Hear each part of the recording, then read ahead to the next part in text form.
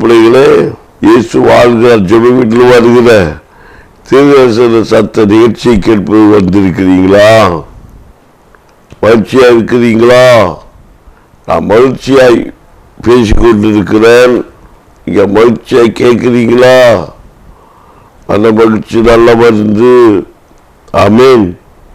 எனது பிள்ளைகளே, இயேசு வாழ்கிறார் ஜெப வீட்டில் வருகிற தீர்க்கதரிசன சத்தத்தை, வசத்தை, வெளிச்சத்தை காண்பதற்காக கேட்பதற்காக வந்திருக்கிறீங்க என்று விசுவாசிக்கிறேன்.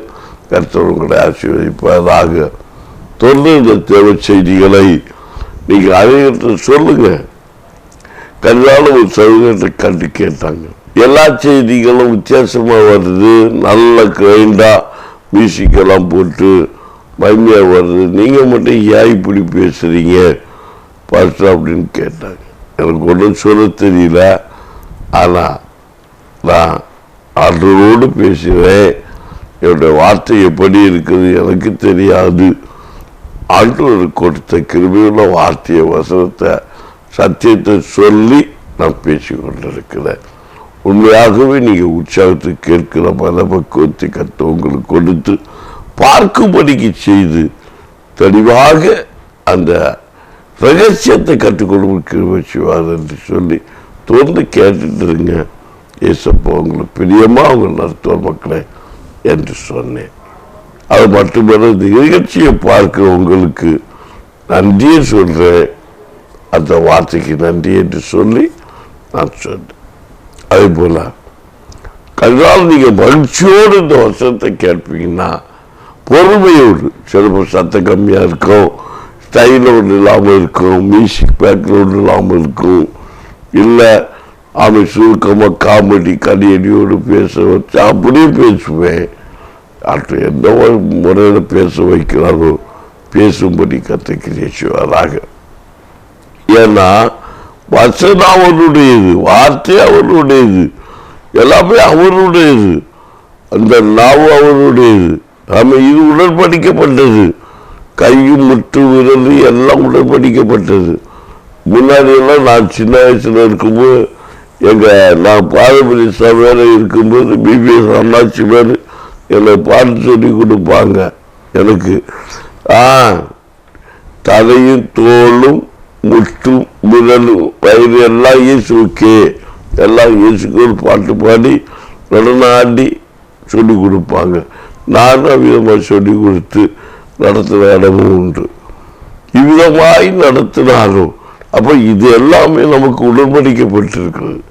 இதிலிருந்து நல்ல தெளிவான வார்த்தையும் வசனங்களையும் புறப்பட பண்ணு கத்து.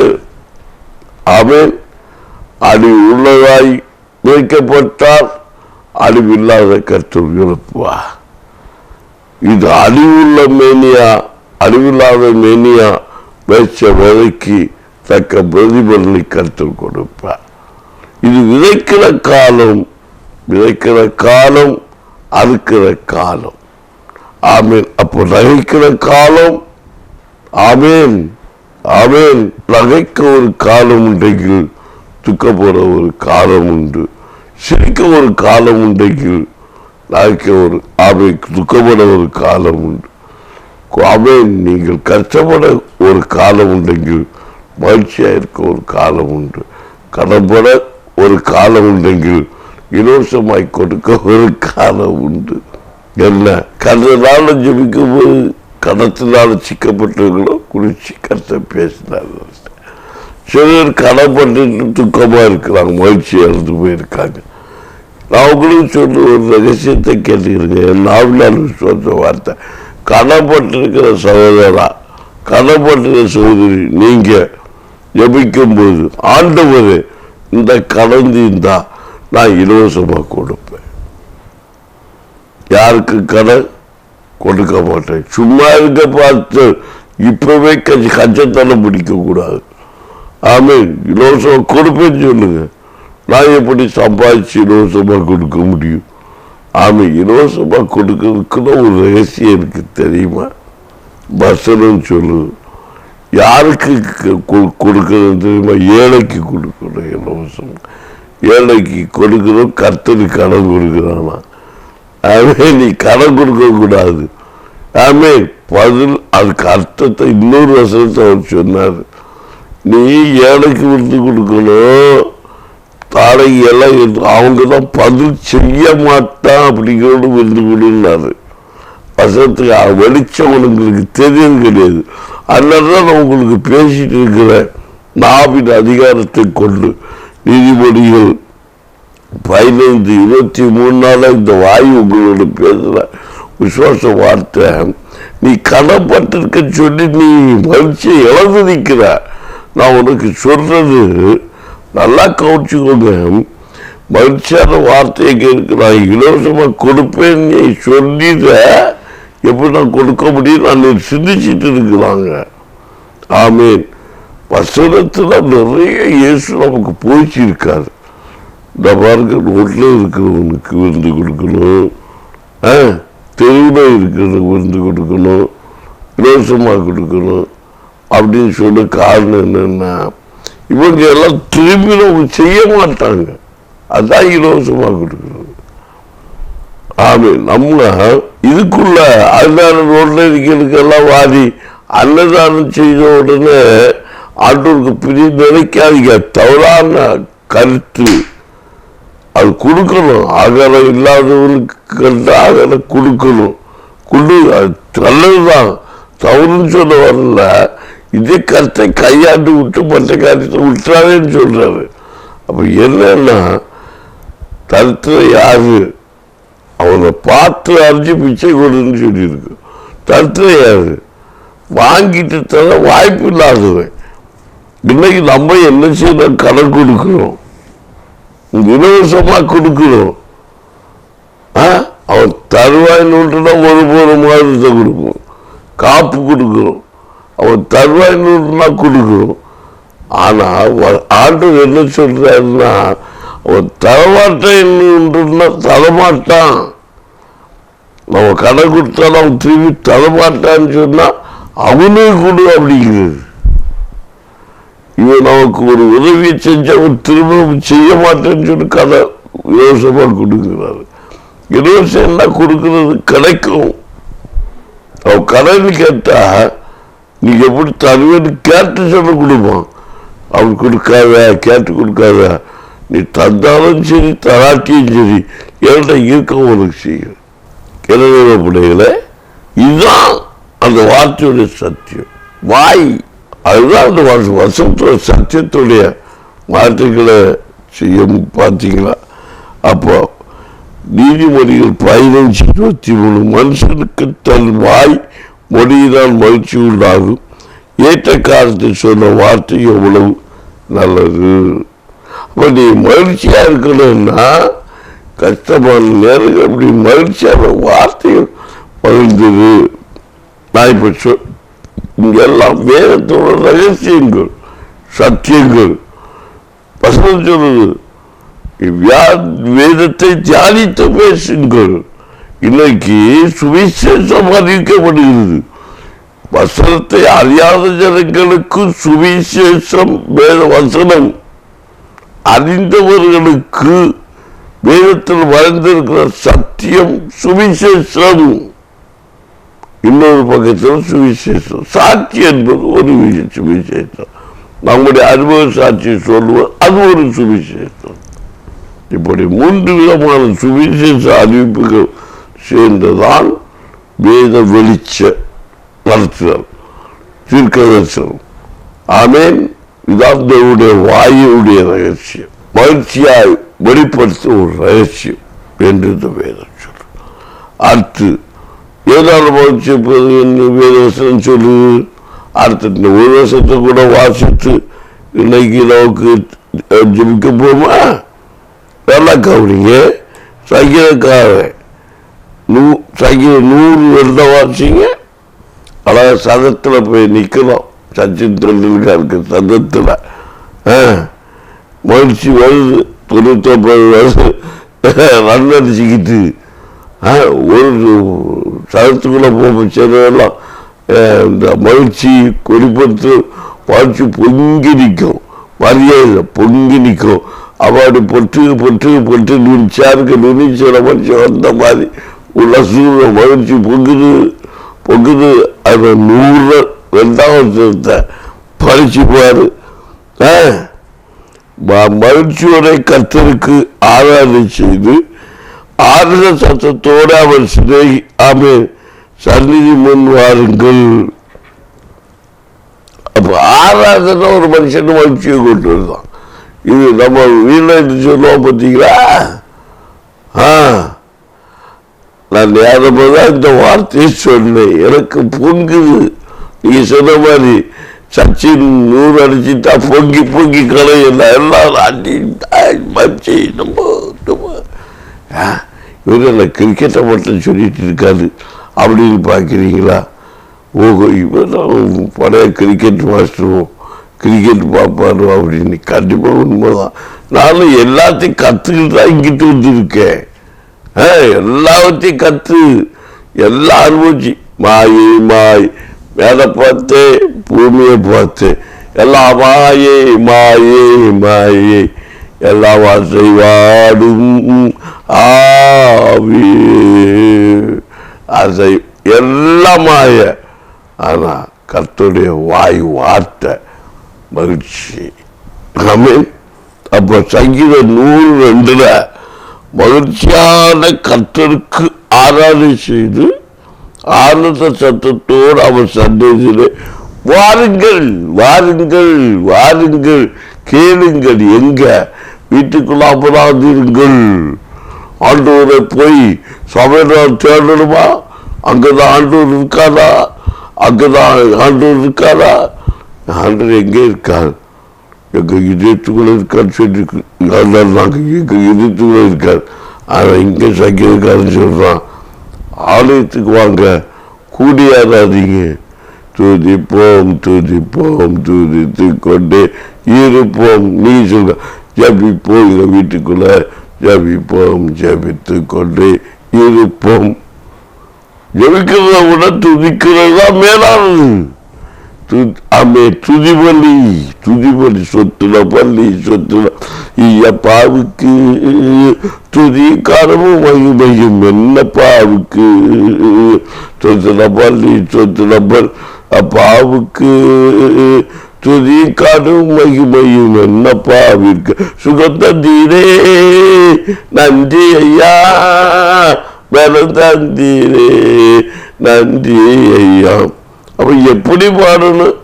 கூடி பாடணும். கூடி ஆடணும்.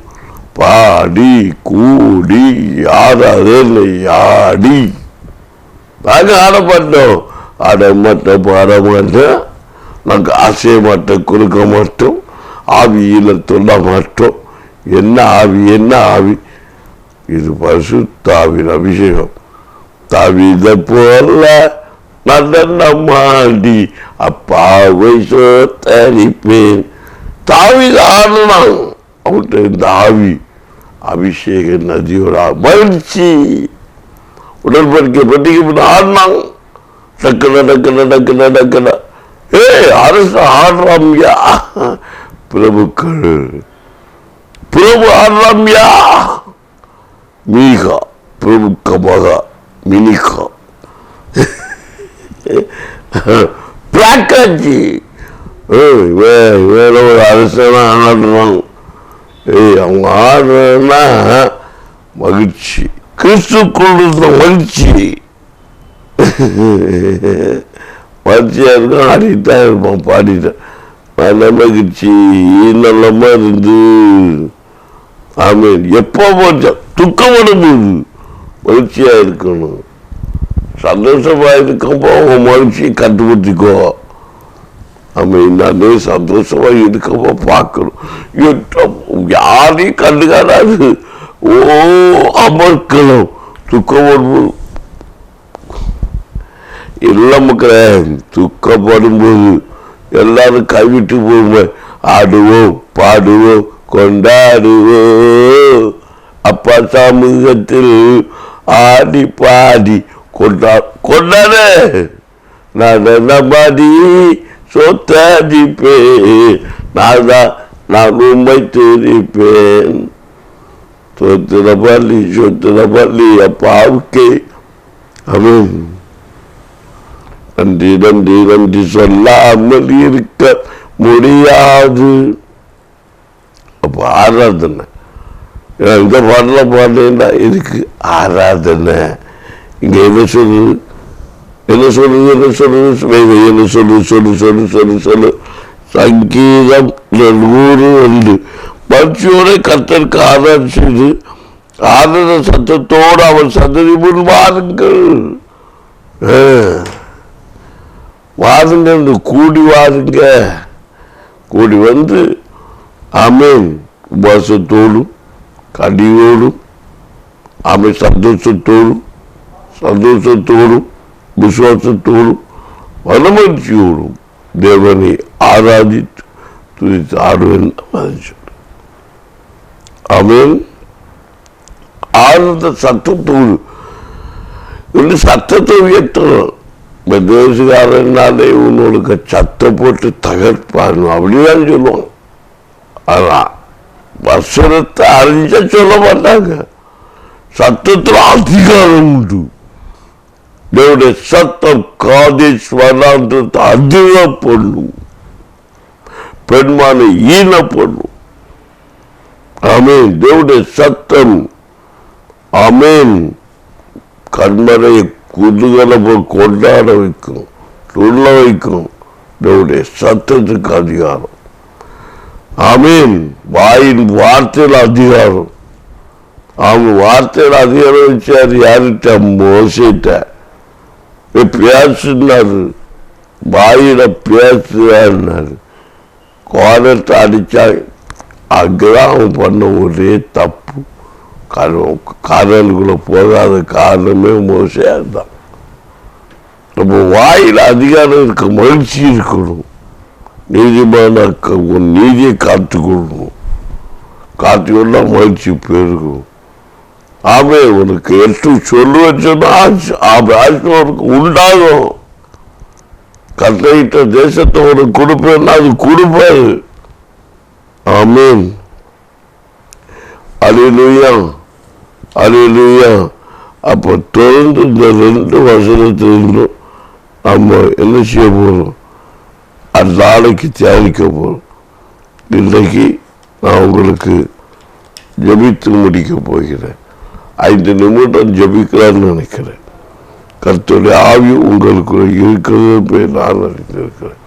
பரிசுத்த ஆவியான ஆளுகை செய்து நடத்தும்படிக்கு கர்த்தர் கிரியை செய்வார். அப்போ ஆனந்த சத்தத்தோட மகிழ்ந்து கை கூறும்படிக்கு நாம் ஒப்பு கொடுக்கும்போது கர்த்தர் நம்மை நடத்துவார் என்று சொல்லி மகிழ்ச்சியோடு ஜபிப்போம். பிசாசை ஜெயிப்போம். வியாதியை விரட்டுவோம். தரித்திரத்தை விரட்டுவோம். சாபத்தை விரட்டுவோம். பிசாசை துரத்துவோம். ஓட ஓட துரத்துறது. எல்லைக்குள்ள பிசாசு இருக்கக்கூடாது. அப்போ பார்த்து பிசாசை துரத்துறன்னு சொன்னீங்க.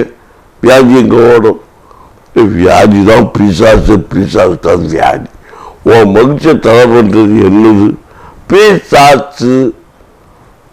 அப்படியா? அப்ப பிசாசுனா என்னது? வியாதி. அது யாரு சொன்னது? பவுல் சொன்னாமில்ல பவுல் சொன்னாருமா. சொன்னத சொல்றமா, கேட்கிறபடி கேளுமா. சொன்னத சொல்றமா, கேட்கிறபடி கேளுமா. சொன்னத சொல்ற, கேட்கிறத கேளு. இலவசமா பெற்றத இலவசமா தருவாரு. ஏசப்பா நம்ம அப்பா, ஏசப்பா நம்ம அப்பா. கேட்கிற கண்டிப்பா தருவாரு. ஆமென். பாடி துதித்து பாடி ஆராய்த்து மகிழ்ச்சியாயிரு. மகிழ்ச்சி பகிர்ந்து கடியூரு. ஆமென். அப்ப ஜெபிக்க போகிறோம். கர்த்தர் கிருபையினால உன்னை தாங்குகிறவர். ஜெபி. கண்களை மூடு. வியாபை காசாத்தாராமா. இயேசுவின் நாமத்தில் ஜெபிக்கிறேன். வியாதி ஓடணும். பிசாசு ஓடணும். இவ்வாக பிசாசு ஓடட்டு. பவுல் சொன்னது போல் எனக்கு ஒரு முள், அது ஒரு பிசாசு.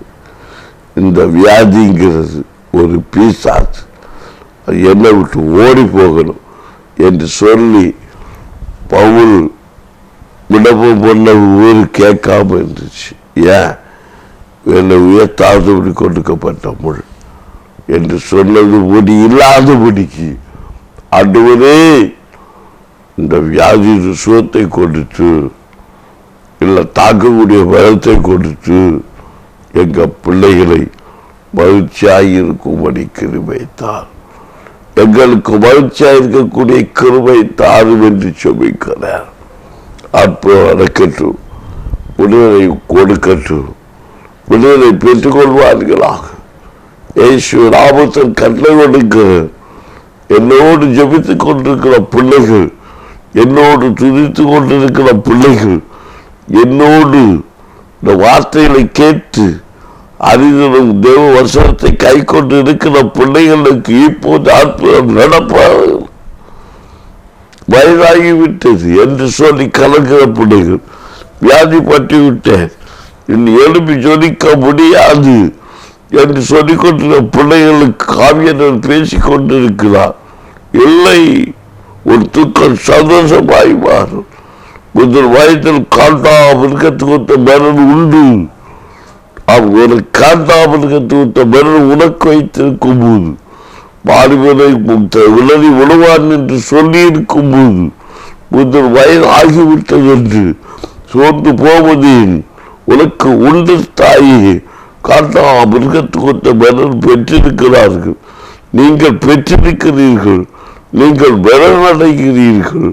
நீங்கள் சோர்ந்து போகாதபடிக்கு மன மகிழ்ச்சியோடு இன்று நல்ல மருந்தன் நீ கர்த்தரை ஆராதித்து துதித்து மகிழ்ந்து கலிகூறும்படி கொண்ட ஒப்புக்கொண்டு இயேசுவின் நாமத்தில் இப்போது இப்போது இப்போது ஓ நீ கவலைப்பட வேண்டாம்.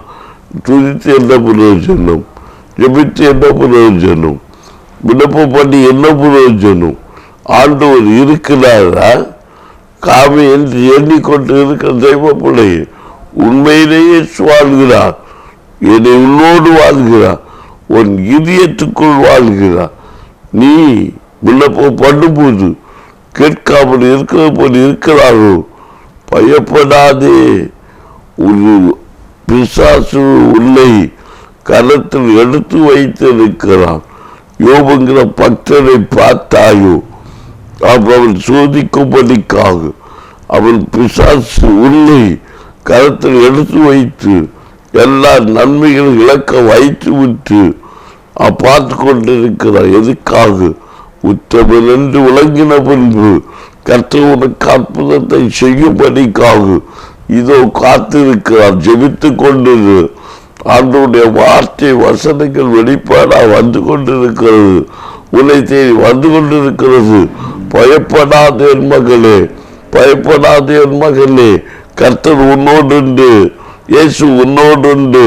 நீ செய்த விண்ணப்பத்தை கேட்ட பதில் கர்த்தர் கொடுத்து கொண்டிருக்கிறார். கர்த்தர் கொடுத்து விட்டார். நீ பொறுமையோடு நீ விதைத்து விட்டாய்.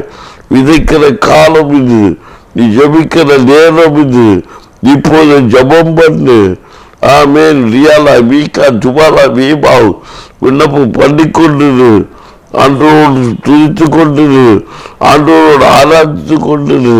மகிழ்ச்சியோடு மகிழ்ச்சியோடு பெற்றுக்கொள்வேன், விடுதலை பெற்றுக்கொள்வேன்.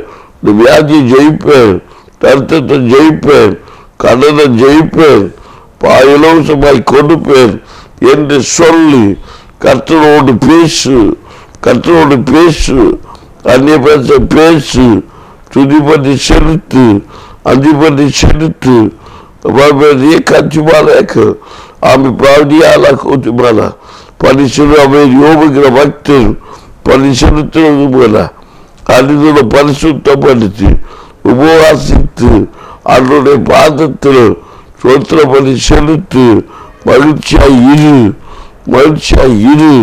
கர்த்தர் உன்னை வெளிப்படுத்துவார். ஆமேன். மலை மேல் இருக்கிற பட்டணம் மறைந்திருக்கலாகாது என்று சொன்ன வார்த்தையின்படி நீ மறைந்திருக்கிற எல்லா நன்மைகளுக்கும் மறைந்திருக்கிற எல்லா ஆசீர்வாதத்தையும் கொடுத்து உன்னை உயிர்ப்பதச் செய்து மகிமையை வெளிப்படுத்தும்படி கர்த்தர் பரிசுத்த ஆவியான சாமி ஆலோசி வருகிறது. ரத்த கோட்டைக்குள்ள மறைத்து பாதுகாத்துக்கோ. எனக்கு நன்மையாக நிரப்பும் பலப்படுத்தும். நல்ல பிதாவே, ஆமென் ஆமென். என் தேவப்படைகளை இன்றைக்கும் வாழ்ராஜ்ய தீர்க்க சத்தத்தை கேட்டீங்க. தொடர்ந்து நாளைய தினத்திலும் இந்த வசனத்தோடு ஆண்டு கொடுக்கிற வார்த்தைகளை மகிமையோடு மகிழ்ச்சியோடு சொந்தமாக உற்சாகத்தோடு கொடுக்கும்படி கர்த்தர் கிரியை செய்வார். கர்த்தர் தாபங்களை ஆசீர்வதிப்பாராக. ஆமென்.